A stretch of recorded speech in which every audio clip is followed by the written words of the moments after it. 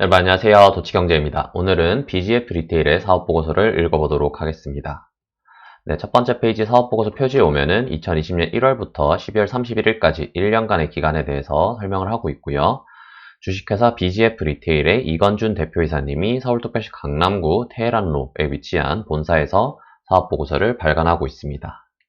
자, 이제 본문 로마자 1번 회사의 개요본부터 한번 보겠습니다. 첫 번째로 연결 대상 종속회사가 나오는데 이 BGF 리테일이라는 회사와 하나의 실체로 볼 수 있는 자회사, 손자회사들에 대해서 다루는 부분인데요. 일단 보면은 회사 자체가 4개밖에 없고 자산 규모도 그렇게 크지 않습니다. 보면은 뭐 한 900억, 제일 큰 회사가 이 로지스 붙어 있는 거 보니까 물류회사인 것 같고, 물류회사가 900억 정도밖에 안 되고, 그 외 자회사들도 별로 규모가 크지 않아서, 아, 자회사들은 별로 의미가 없구나라는 거를 알 수가 있습니다. 그리고 회사의 명칭은 주식회사 BGF 리테일이라고 표기를 하고 있고, 회사의 설립일자는 보면은 좀 최근이에요. 2017년으로 되어 있는데, 이게 왜냐면은 원래 이제 구 BGF 리테일이라는 게 있었는데, 요거를 이제 BGF라는 지주회사로 바꾸면서 지금의 BGF 리테일은 인적 분할을 해서 신설 설립된 그런 회사입니다.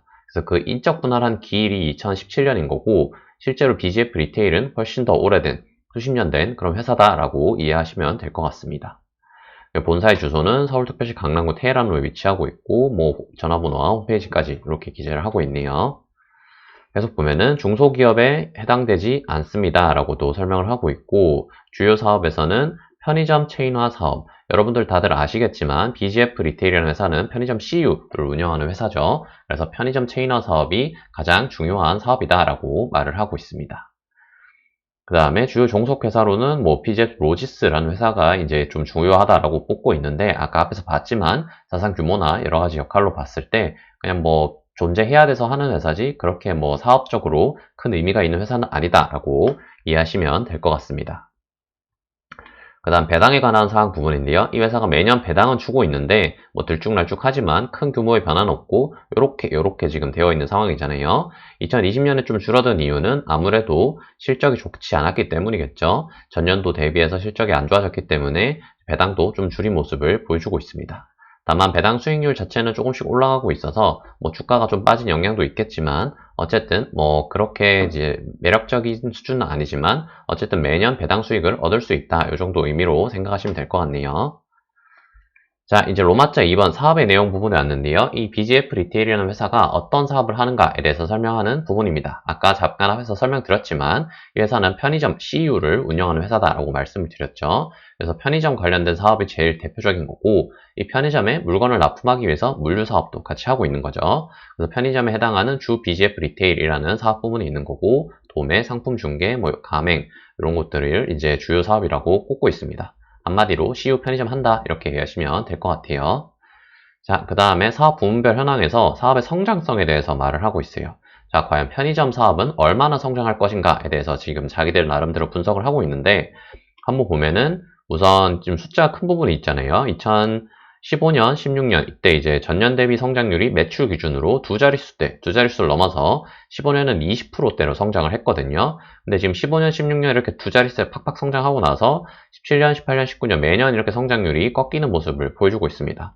물론 이제 역성장은 아니지만 어쨌든 성장률이 불과 5년 만에 지금 거의 24%에서 3%까지 8분의 1 토막이 난 그런 상황을 보여주고 있고, 앞으로 이게 어떻게 될지는 잘 모르겠지만 우리나라에서 다시 한번 2015년, 16년 이때와 같은 폭발적인 성장은 힘들지 않을까 생각이 들고 있습니다.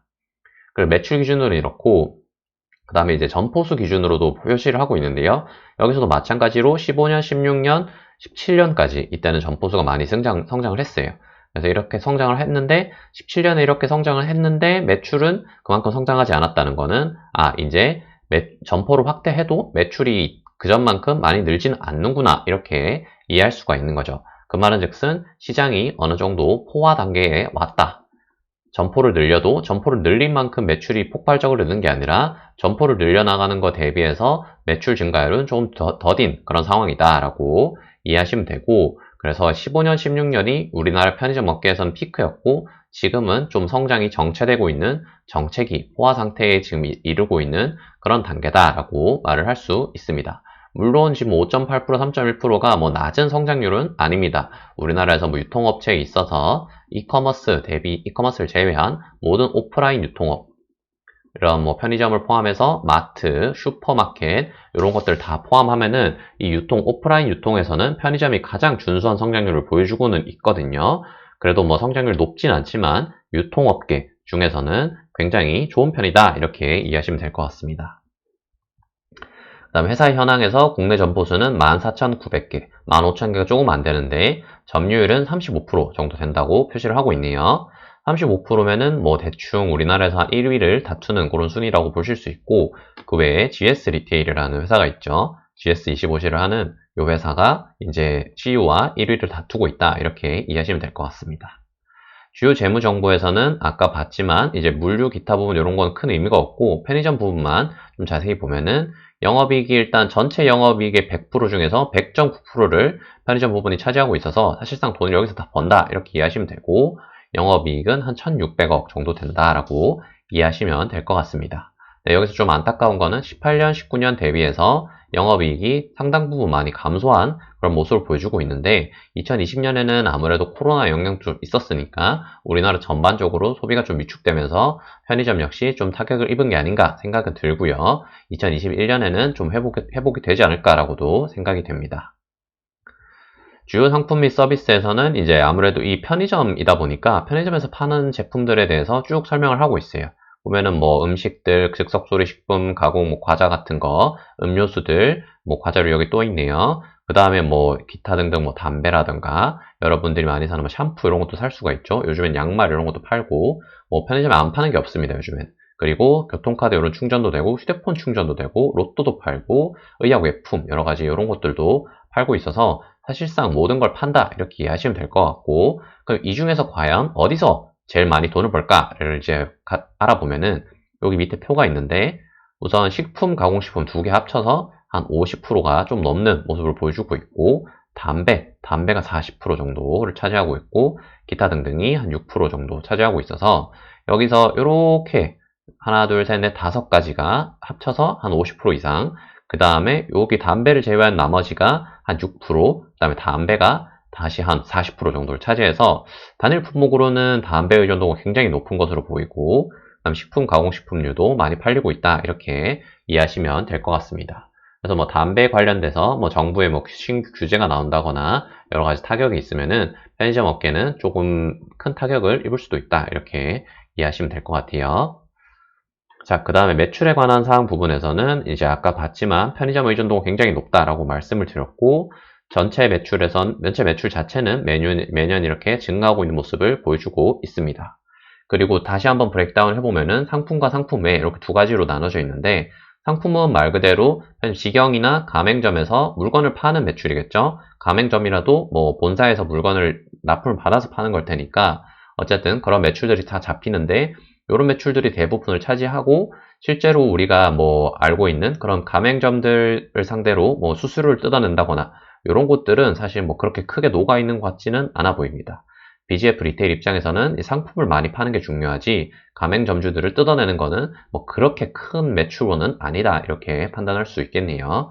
그래서 용역 수수료 같은 것들이 거기에 해당하는데, 그런 거는 전체 매출의 한 10%에서 12% 정도 이 정도를 차지하고 있다라고 이해하시면 될 것 같습니다. 자, 이제 로마자 3번 재무제표 부분에 왔습니다. 이 회사의 재무제표를 한번 알아보겠습니다. 우선 첫 번째로 자산 총계 부분에서 보면은 2018년에 자산이 1조 4천억에서 19년에 2조 1천억으로 확 늘고 2020년에 2조 3천억으로 확 늘었습니다. 뭐 18년, 19년에 엄청 이렇게 많이 늘었고 2020년에 조금 더 느는 모습을 보여주고 있는데, 제일 많이 늘어난 이유는 요것 때문이에요. 사용권 자산이라는 것 때문인데, 요거는 사용권 자산은 회계 기준이 변경됐기 때문에 이렇게 발생을 한 거예요. 원래는 이제 사용권이라는 게 뭐겠어요? 이제 편의점이니까 편의점이 상가에 임차를 하고 있을 거잖아요. 상가에 월세를 주면서 임차를 하고 있는데, 이 임차를 하고 있으면은 말을 들어서 2년 계약이다. 그러면 2년 동안 이 상가를 사용할 수 있는 권리를 얻게 되잖아요. 그래서 이 권리가 원래는 재무제표에 안 잡혔었는데 2019년부터 잡히도록 회계 기준이 변경이 된 겁니다. 그래서 임차를 하고 있으니까 이 임차에 대한 권리, 사용권이 지금 회계장부에 잡히면서 자산이 크게 늘어난 모습을 보여주고 있고, 반대급부로 역시 부채 역시 9,600억에서 1조 5천억으로 확 늘면서, 여기 지금 자세하게는 안 나와 있지만 비유동 부채가 많이 늘어난 걸 볼 수가 있죠. 요게 뭐냐면은 2년 동안 임차 계약을 맺었으니까 사용권을 얻는 대신 임대료를 내야 되잖아요. 그래서 이 임대료가 부채로 잡힙니다. 19년부터 그렇게 바뀌었어요. 그래서 부채로 잡히면서 V유동 부채가 많이 늘어난 그런 모습을 보여주고 있습니다. 보통 편의점 같은 게 계약을 하면은 한 5년씩 이렇게 계약을 하거든요. 안정적으로 그 자리 장사를 하기 위해서. 그래서 5년이면은 뭐 당연히 1년 이상이니까 비유동 부채로 잡힐 거고, 뭐 앞으로 최소 4년 이상의 임차료를 내는 걸 생각하면은 부채 규모가 상당하다라는 것도 짐작해 볼 수 있겠죠. 그래서 여기서 한 5천억 정도 자연권 자산이 늘어난 대신에 여기서도 한 5천억 정도가 비유동 부채에서 리스 부채로 잡혔다, 이렇게 이해하시면 될 것 같습니다. 그리고 손익계산서 항목을 좀 보면은 매출은 매년 이렇게 증가를 하고 있는데, 영업이익은 1,800억에서 1,900억까지 2019년에 증가했지만 2020년에는 줄어든 모습 이렇게 보여주고 있고, 당기순이익은 매년 좀 감소하고 있는 모습을 보여주고 있어서 외형적으로는 성장을 하지만 수익성은 좀 악화되고 있는 그런 모습을 보여주고 있다. 하지만 코로나 영향도 좀 큰 것 같고, 코로나 이후로는 좀 코로나 이전 상태로 회복이 되지 않을까라고 생각이 듭니다. 자, 이제 연결 재무제표 주석에서 좀 볼만한 부분을 찾아와 봤는데요. 우선 아까 자회사들 부분이 있는데, 뭐 그렇게 영향은 없지만, 뭐 지분은 100% 가지고 있어서 뭐 재무제표의 왜곡 같은 건 없는 수준이다라고 이해하시면 될 것 같습니다. 그리고 재무제표 부분도 좀 자세히 보면은 뭐 자산 기준으로 BGF 로지스가 1,000억 정도로 제일 크긴 하지만 순이익이 거의 없기 때문에 사실상 의미가 없는 자회사들이고, 다른 회사들도 뭐 적자를 보는 회사도 있지만 그렇게 규모가 크지 않아서 퉁퉁퉁 치면은 거의 제로 정도에 해당돼서 편의점을 하기 위해서 존재하는 그런 회사들이다라고 이해하시면 될 것 같습니다. 그 다음에 이제 아까 앞서 잠깐 말씀드렸던 리스 부분에서 나와 있는데, 리스 부분의 회계 처리를 좀 더 자세히 보기 위해서 제가 표를 가져와 봤어요. 여기 보시면은 기말 금액 기준으로 아까 한 5천억 정도 된다고 말씀드렸죠. 사용권 자산이 한 5천억 정도 되는데, 이 5천억을 어떻게 처리를 하느냐 보면은 처음에 있던 사용권 자산 4,800억 정도가 연초에 시작이 된 거였는데, 여기서 뭐 금액 작은 거 좀 날리고 추가하는 게 3천억. 요거는 뭐 새로 점포를 낸다거나 아니면 임대차 계약을 갱신을 한다거나 그러면은 새롭게 사용권이 생기겠죠. 계약기간이 늘어났으니까.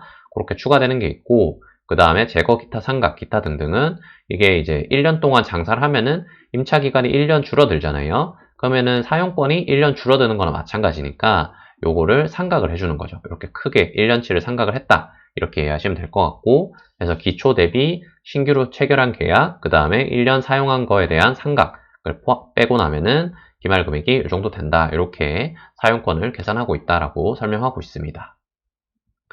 자, 그 다음에 로마자 7번 주주에 관한 사항 부분이 왔는데요. 주주들이 굉장히 많아서 제가 좀 중간에 좀 줄였고, 어쨌든 전반적으로 합쳤을 때 특수관계인과 최대주주 합쳐서 55% 정도를 보유하고 있는데, 요 BGF라는 회사는 이제 이름에도 알 수 있다시피 BGF 리테일의 모회사, 지주회사격인 회사인 거고, 2017년에 인적 분할을 하면서 설립된 그런 회사다라고 말씀을 드렸죠.